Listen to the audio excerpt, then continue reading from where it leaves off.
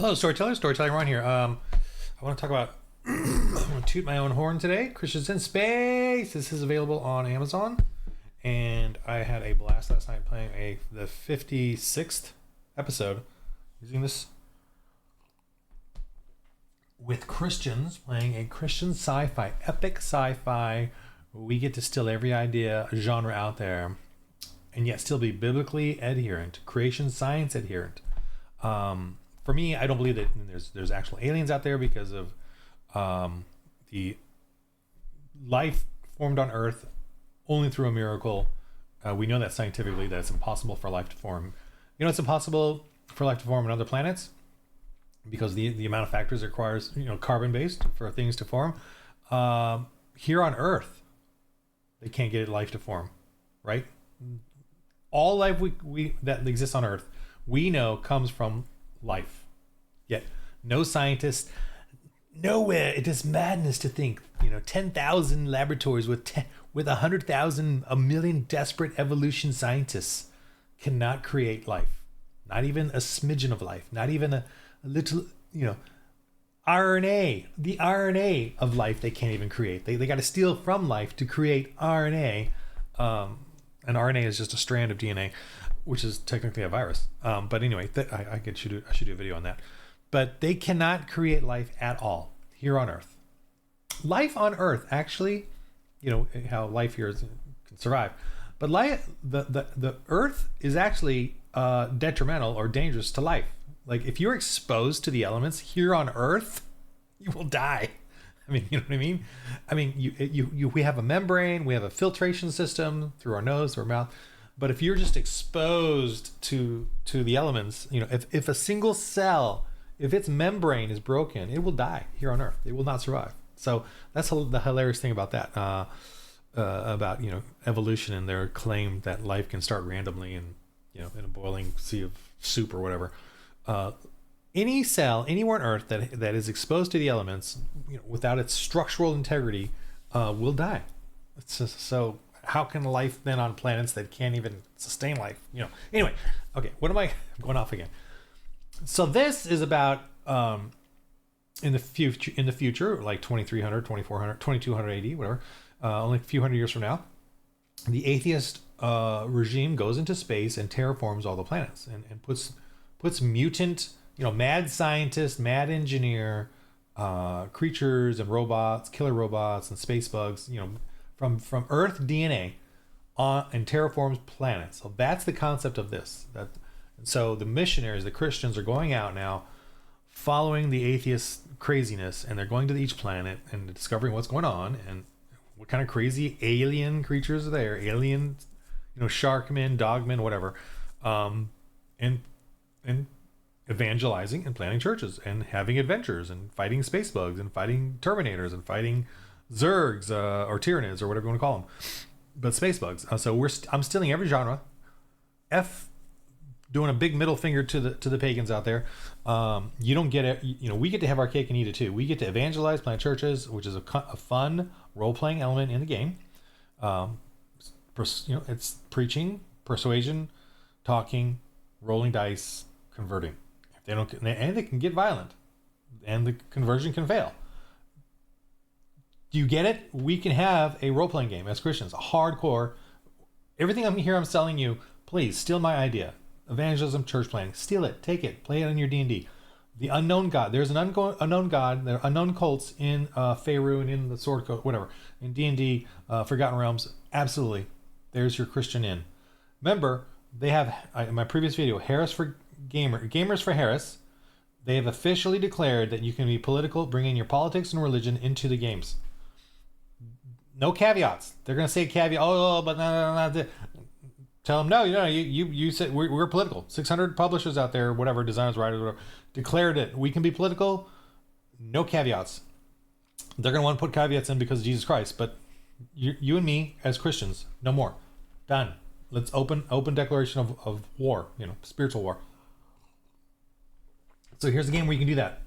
Start a fellowship with other Christians, and I'm declaring an alliance with Catholics and Orthodox. Those three to me are the I'm not gonna call it the Holy Trinity, the triad. We're gonna call it the triad. The triad, man. We're gonna call it the triad because it's darker. It's more, contentious in my view, like criminal triad. We're the rebellion, the triad, the secret underground fighting. So the to me, Reformed, Protestant, Baptist, I don't know, Calvinists, Catholics, and Orthodox. Please take this game. It's good for you. Use it to create your own fellowships, your own ministry, your own group, and have church night and have game night. And then when you guys get confident in the games and have fun and building up, you can invite others to play. And the point of what I'm going to show you is that your characters are not limited by levels. Like critic, what's CR mean again? The CR levels in D&D. Oh my god, forgetting all the naming conventions. The whatever levels, you're not beholden to them in these games. And I'm going to show it to you on my game right now how you don't hit the level and you got to create new characters, or you got to have. When you hit 7th level, 10th level, you gotta have now demons and demigods, and you gotta deal with gods and pagans, because that's what they do in all these games. But not Jesus Christ. Just don't bring in Jesus. We're gonna have many gods and demons and angels and vampires and all, but just not, and witches and elves and trolls and everything that we can get from the pagan religion. Just not Jesus Christ, and because that's a real world religion, unlike paganism, which is a real world religion. Yeah. So don't get me started. Anyway, so this is the game. Full rules are like 20 pages. It's rules light, but I have an incredible little die mechanic system in there that you can covers for everything, and I have a lot of fun with that. So this is the game, and there's the rules, and then there's like vehicle combat, space combat. It's totally awesome, and we had a huge big battle last night in an episode, which I gotta fix the audio on, but that's gonna take me forever. But I wanted to go over the game, so I'm gonna spoiler alert on episode. It's a total of 56, but this is season 2, so the episode is 33, I think. I don't remember. I forget the numbers. 33-ish. But let me show it to you real quick, because I want to show you guys. And I'm just looking at this going, man, this was so cool. Okay. So this is the what is this called? This is called the Trade Hub. This is a sci-fi setting here. Oh, this is this right here is actually the shadow of the ship. I just made a duplicate. Shh, so it looks like it's flying around, like here it's like, so I put it right there and then I hold this guy and then I move it around like that, so it looks like it's gotta make the sounds, and then it lands on its shadow. Okay, so they had a big battle here with these creatures they're defeating the pagan slaver Rekka the Deca, who runs the gladiator arena, because pagans love brutal human entertainment. Pagans love gory, brutal human entertainment. The godless Democrats love brutal human, gory, bloody slavery entertainment, illegal aliens, all that. It's all in there. I mean, it's all part of their tyranny. So they're coming to end his slavery, and remember, the gladiator arena is about child trafficking, getting in slaves and then throwing them into the arena pit and for the people to enjoy and be entertained by. So they're going to deal with that. They got to deal with people saying, hey, you can't just stop our gladiator arena. We love the brutal slaughtering of humans because we're pagan. Why not? What's wrong with that? We're atheists. We're pagans. We don't believe in Jesus Christ. We don't believe in passion or chivalry or romance. What's wrong with brutally slaughtering people, defenseless, people we don't like, Republicans, conservatives, whites, because we call them white supremacists, and I'm totally going off. Anyway, okay, so yes, I'm weeding you out as my audience. I want people that can bear what I'm doing to continue on watching, and people that hate me to hate me and then leave. That's kind of what I'm doing here. I'm sifting. Okay, so they came, they went down. So I'm going to show you another map, which is the underground between the gladiator arena and the Sulaco imports here. And they did a whole big battle here. So what happens was Rekka the Deca knew they were coming, because they defeated they did a whole Magnificent Seven thing where he sent a bunch to attack their church and the little settlement that they it's right here. This little settlement that they started a church and freed the slaves from Rekka the Deca, and they came and attacked, and then they had a big battle. I wish I would have had the mess, but I cleaned it all up. So that's kind of a bummer there. But anyway, it's on video though. It's on one of the episodes. So, or two. I think it was like two episode big battle there. So then they came here and had a big battle. These are Ogrins are good Ogrins, and they fought these beasts. That the Wreck of the Deca unleashed all the gladiator beasts onto the town, because that's his way of like trying to stop them. Because that's what pagans do. They unleash they don't care. They want death and terror and genocide. They don't care. So then they go here. This is underground. This is the Sulaco Imports over here on the right, and on the left is the arena, the gladiator arena, like the dome. And look at this. They went through this. It was really cool. They started over here. It was really cool. Trust me. And they went through, fought all these dudes, and even had a little pagan.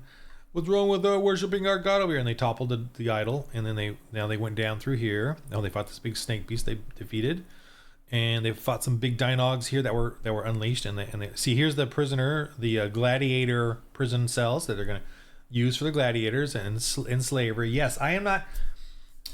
There's this game Pirate Borg that I mention once in a while now, just because I'm following great work, great artwork, and I'm not attacking Limithron and Pirate Borg. I'm attacking the culture that he has to deal with, and the culture is he had to remove slavery from his game and all kinds of stuff because of people being offended. Whereas my game is I want everything in there to show. Now I don't want to bring in the child sacrifice because I want to be family friendly. So so I have a moral standard as well, that I don't want to show the full bore of paganism so that you can have family friendly games. But the whole child sacrificing, sexualizing of children, grooming of children, surgeries on children, I am not including in the game because we want children to play the game. But I am including the slavery, the violence, the horribleness of it in the game. I mean, that you decide as a GM, as a father, playing with your kids, what level. But most kids can handle this kind of stuff. I assume they see the violence all the time, and violence. And I know that there's a difference between violence and sex, because violence is something that we all, if we have a moral standard. Sex, though, if we put that in there, is a very addictive thing. So I know that about kids, or about just growing up. You don't want to have them see sexual types of things, because it draws them in, whereas violence repels them normally. And child sacrifice is always just too far for kids. That's a no-no. But adults getting wiped out and stuff like that is kind of fun entertainment, as long as no one real's getting hurt. Child slavery and all that, human child trafficking, which is exploding right now under the Democrats, is another sad thing that I don't want to bring up in here. We have enough paganism already to show them how bad they are. But I do bring in a bit of child slavery in there to show that they disregard children as well. So anyway, man, am I ranting? Okay. Look at this. Here's my point of the freaking thing after 10 minutes of ranting. They have done 56 episodes now, the same characters, and some of them have come in halfway through the game, right? Or some of them come like even a third of the way, or 2/3 of the way into the game. They're all together fighting. They're all accomplishing things. They're all dealing with stuff. And so here's the characters. Let me see real quick. So she has 60 glory points. Okay, but I allow her to get twice the amount of glory points as the others because she's behind, right? So when you come into a game and you're behind the others, I allow you to get up to them, catch up to them, and then slow down. So this guy has 104 glory points, and remember, you get like 2 to 3 per episode, maybe something like that. This guy has 106, and this guy has 85. Okay. They're all fighting in the same story. There's no, I don't need like demons or demigods after 50 episodes. The game is not broken. They're still in it to win it, right? And all of these characters over here, I've created like a year or two ago, and that they're fighting now, and they're having a tough time. Now they slaughtered pretty easily. Here's the trade hub. When they fought these creatures, when they're one at a time kind of thing, right? So and it was fun. It was quick. It was pretty good, quick combat, really fun. I'm gonna explain the combat to you just because I love it. And they fought through them relatively easy, but it was fun and cool violence and smacking them around and stuff, but still a threat. And even in here, when they went through the smaller groups, they had a pretty decent time. Got a little bit damage here, but as they started dealing with the finale, much tougher. They were near death. Even the toughest guy, the highest level dudes with the most armor, he got worked. A couple of these ogres got a big hit in, and there was like he could have died kind of a rolls, and he had to I don't know if he could, really close. And so there was a nervousness. They were getting pounded down. Their vitality. Remember, the vitality isn't that high. His vitality is 19. This high level dude, in other games, he's got 19 vitality. This guy's got 14. Wow, I didn't know they were that low. Actually, I thought they were higher. He's got good power armor, so he's got resistance. But man, if you go down, but really low on if you go the negative of your vitality, you could die. So he's got some cushion there. But if you take more than 5 grievous wounds, you could die. So the way he's also cushioned that is with his armor, because you can transfer some of that grievous wound to the armor, and you get grievous wounds on a nat 20, and it's based on how much damage you actually take on a nat 20. So if you take 12 hit points of damage on a nat 20 is a double damage, and then you have an armor save. But if you still take 12 hit points, that's 6 die ranks, so you die. Yeah, you high level 20th level character can die on one hit by one of these ogres if they get you good. Thankfully, he has armor though, so he can resist a bit of the that he can transfer some of that grievous wound over to his armor and damage the armor. So that's another thing. But but that means his armor's worse, and so if he gets another grievous wound, he's going to get pounded. That's what's so awesome about my game system. I am tooting my horn here. I've been a 45-year GM veteran. There's a really good combat system here, where you can play 56 episodes, and these are all minions that I would put up against first level, the first level characters as well. So, and first level characters can beat them too, but again, still dangerous, still very dangerous. I mean, this is a big boss fight that they had. So look at all the ogres they had to fight. They fought this robot guy shooting missiles at them, and all these little smoke things are like rockets that got pounded, in their areas, and were scary. They were scary. They were doing some damage. So everything here was like fun, scary damage. And then this guy, these two here are surrendered because there's a denouement roll. Every time someone gets kind of hammered, maybe their other guy will want to flee. Actually, and this guy fled, but he died from this bomb exploding. So it was cool. She shot this bomb, got all 4 of them. He dies from it, and he was already surrendered and fleeing. He's dead. This guy was dead previously. He was a prop, being eaten by this big creature here. Another guy, someone else. This guy over here. That was funny. This guy. Wait, where's the other one? Did I delete him? Oh, this guy. He didn't die. Okay. He's hidden. He surrendered, but he fell down and got hurt. And then he surrendered. That was kind of funny. So my point again, I'm on episode 56. The game is not broken. This is when was the first episode? I know it was over a year and a half ago or whatever. They're still playing the same characters. I mean, I'm trying to kill him, but I can't seem to do it. And he can keep playing. These two guys here have over 100 glory points. I don't know what that equates to in D&D, but they have over 100 glory points, and they can keep playing their characters. Now, he focuses a lot on faith points and on his blessings. So he's really into his blessings. He's got glory, rebuke, blessing, heal, protection, and righteous anger. And so he's like a Star Crusader, a fighter, 7 kills versus Dinosaur. That was in this episode. So I'm just like, man, this is working. This is working great. I use a die rank system that turns into a dice pool. Most of you probably know what I'm talking about that watch my videos, and especially watch them this far. But check it out. This is the kind of stuff you can get for your game. This is all available on my website. I do sell these as like a digital virtual tabletop modular pieces. These are all little modular pieces I just put together and made this underground arena, gladiator arena. These are like corridors, but I used them as like bleachers for the arena thing.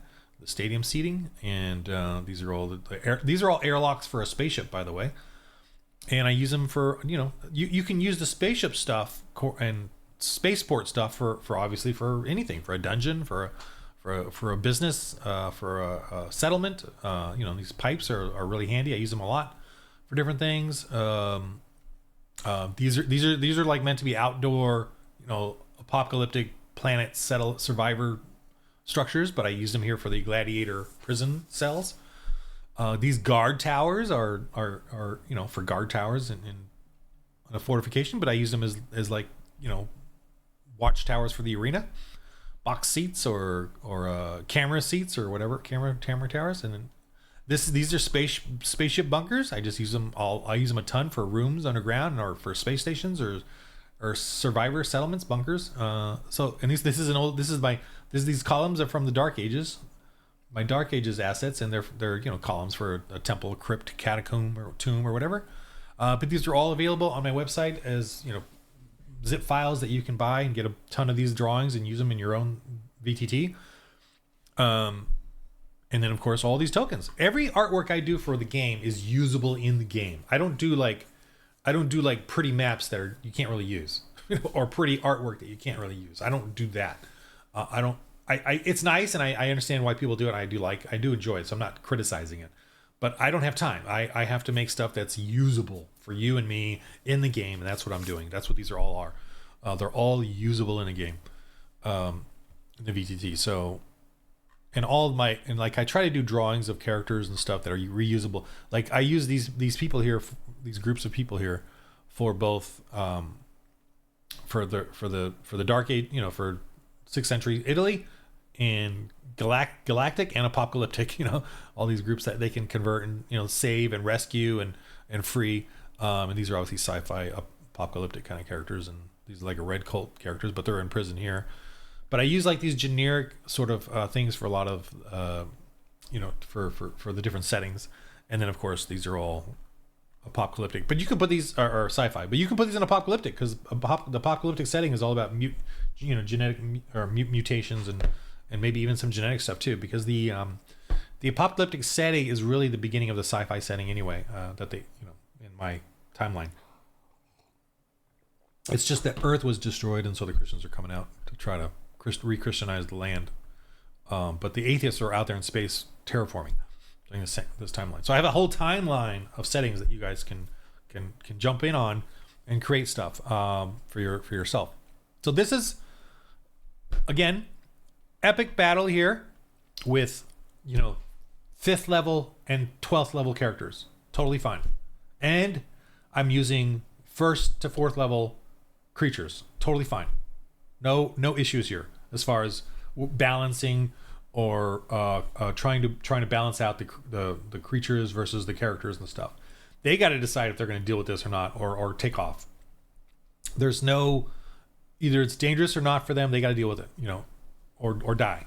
And I can add tougher and tougher things, but I do it gradually.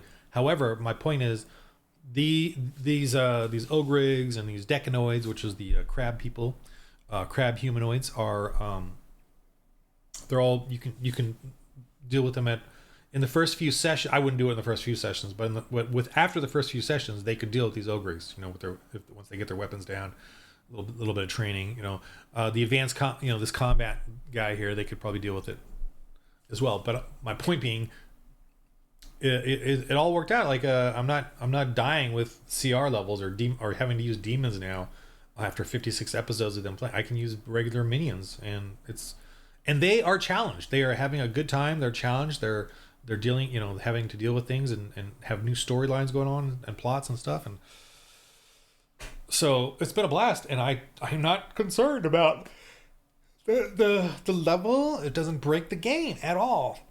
I mean, at some point, I guess they're going to have to retire, because that's life. But not after 56 episodes. They're still in it. The highest level dude, has let's see. This is the next highest level guy. He's got 15 vitality. His armor is not as good. He's got a bunch of cool skills here for repairing. The DR refers to the die ranks. So D4, D6, D8, D10, D12. Those are the 5 die ranks. and after that it goes into a dice pool.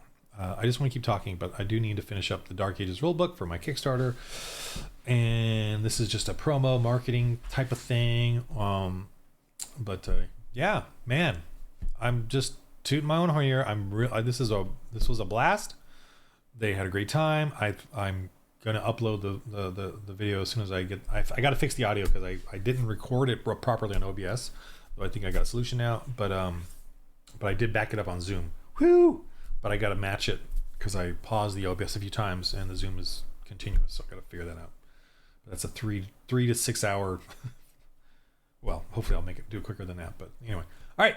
So I wanted to make this video though because this was a blast, and they literally, and again, the biggest point being the game does not break.